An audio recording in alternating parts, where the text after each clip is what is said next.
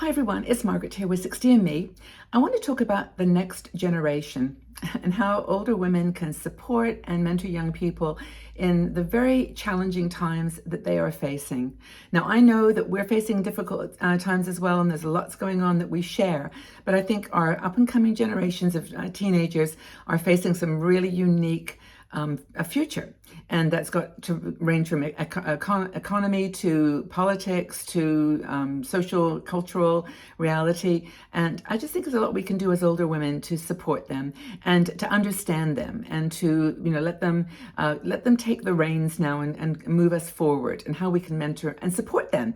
So the first thing I want to talk about is economic uncertainty. And I'm not an economist. I'm not an expert on this. I mean, I, of course, know how we're all affected by inflation and about the way that money issues are developing, the shortcomings in the systems, in my opinion. But the young people are inheriting this. I mean, remember that boomers lived through a time when the economy was very strong. Now, we admittedly went through the big crash in 2008, but we did have the ability to know that we're going to go out of high school and into a job that we choose, that there was going to be something for us to do. Young people today do not have that the economic stability. Jobs are changing. The landscape of where jobs are is changing. I mean, with the whole rise of artificial intelligence, and I'm not going to follow down the path of being afraid of it, because I am celebrating it. I think it's a good thing. I think it's a step forward in technology, but it is impacting the economy, and it will impact the jobs that young people can find. The stable jobs that they expected or hoped for when they're in college or going to school, it's just not going to be there. So I think there's some things that we can do as older women to give them some perspective on, how to assess what to do next. I mean, a lot of jobs are going to go online. So maybe to encourage them to develop the experience in technology and take things into an online format. There's going to be lots of things to do. It's just they're going to be in a different format. So that's the first thing that young people are facing today. And by the way, I don't have any solutions. I have no answers for this. I'm just chatting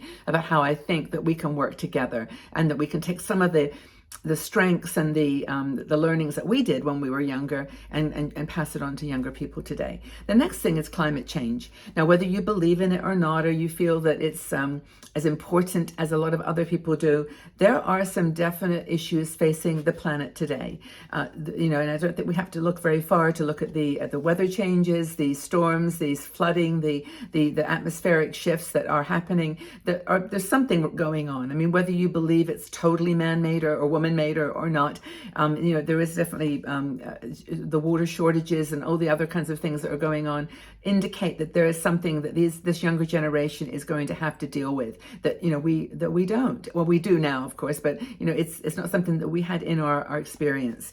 The next thing is social and political polarization. Now, this is a topic you could go off on hours for, and there's many, many people who are much more equipped to talk about it than me, but I don't think that you need to be, an expert in politics and to see what's going on. That there's a very distinct polarization taking place around the world. It is not just in the United States. Now, I know a lot of our women in this community are in the States, so, you can always, kind of align it to your own experience, but it's not just the States. It's happening everywhere. And it's that kind of, fragility that is there between beliefs, and that people just, cannot seem to find the common points. They cannot find the points that they agree on. They just prefer to dwell on the edges. And I think that's where the challenges lie, that it's the edges that are causing, the stirring the waters and causing the conflict. If everyone could maybe, kind of see the truth of what they're both trying to achieve as being very, very similar, we wouldn't have these dialogues, but maybe that's another conversation. And I think that the COVID pandemic definitely did so much to impact the younger generation when it comes to the fragility of the economy, and also just the way that parties just seem to get divided and pulled apart, by the reality of changes in the world. Another thing is technology is, the word I wrote down here on my notes was disruptive, but I don't think it's so much disruptive as it's just, again, what young people are going to be facing when they're looking for work, when they're looking for figuring out what skills they need to develop in order to be, a player in and have a way to make money as they get older. And of course, there's all these issues related to cybersecurity and privacy that that they're having to deal with in a way that we did not have to deal with. Now, as I'm talking even through this, I'm realizing some of you might be thinking, well, of course we have to deal with it. It's like privacy is an issue for us, and cybersecurity is an issue for us, just like it is for the younger people. But we're not being born into it. We've had the luxury in a way in our lives of seeing when it wasn't so much the case, and we watched it narrowing down and becoming more focused. But young people today, this is their reality. This is the world that they live in. And social media, for all of its good and bad, because I'm here on social media, I can hardly criticize it, can I? But it's the things that they're having to face in the anonymity of social media, which seems to give people the permission to be mean and harsh and critical. And that's a big world that the younger people today are having to face. And of course, in with the technology is the artificial intelligence and the job displacement that's perhaps going to generate, and the hesitancy and the lack of confidence about what on earth to do. I mean, a lot of people are going to online businesses, starting their own thing, finding what people want to buy, how they can solve problems for people. And I guess that is where a lot of younger people may go, into jobs that are solving problems for their own generation.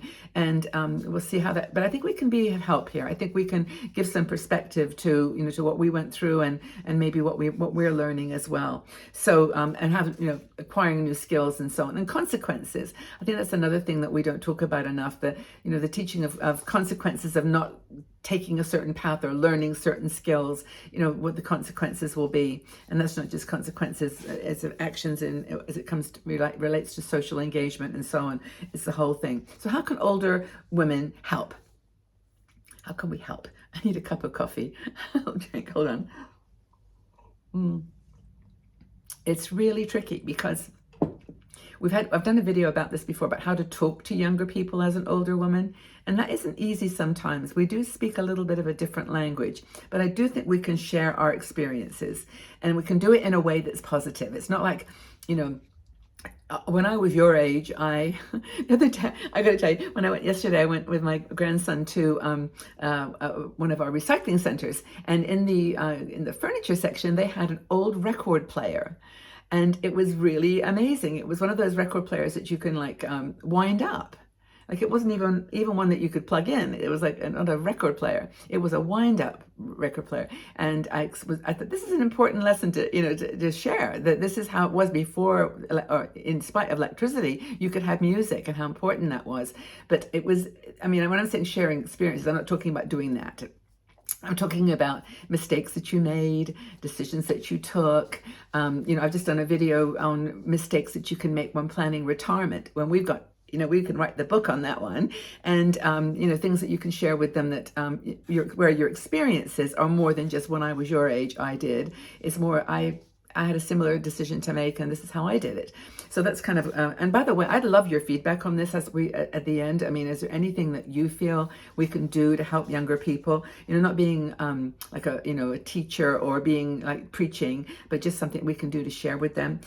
Skills and knowledge. Now, this is something we absolutely can do because, and this is practical, and this may be something that we can do to do jobs as we get older, is to teach skills, practical skills. I've come to the decision that, young people today don't know how to cook, for one thing. Not that I know how to cook. It's the blind leading the blind. But, teaching them skills that are going to come in handy. Money, how to balance money, how to think about money and financial issues. Things they don't teach you in high school.